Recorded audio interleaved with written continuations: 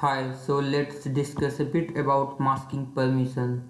So there is no additional permission required to create a table and define mask column. By default, if user have create table permission, then he/she can define the masking on any of the column, and we require permission alter any mask if masking is not defined already on any column, and unmasked permission is required to display the unmasked data. So we do not want to give unmasked permission to users which are not intended to see masked data.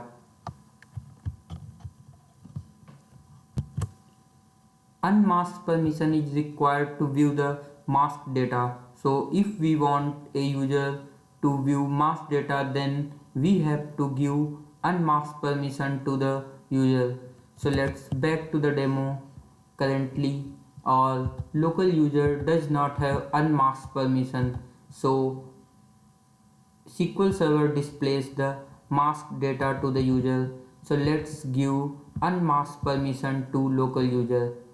Grant unmasked to local user will grant the unmasked permission to local user. So now let's execute the user query from the local user. So now local user is able to see all the data and there is no masking is applied. So let's revoke the unmasked permission from the local user.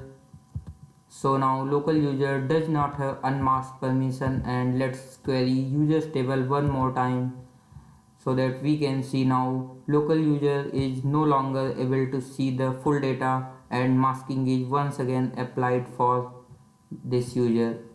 Dynamic data masking does not prevent users to insert new rows.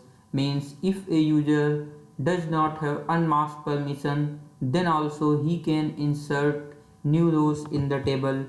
So let's try to insert a new row in the users table while we are executing the query as local user.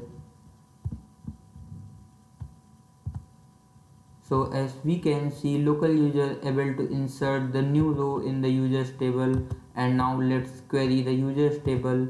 We can see while selecting the new row, masking is still applied on the specified column, and if we execute same select statement from the DBO user, then we can see there is no masking applied.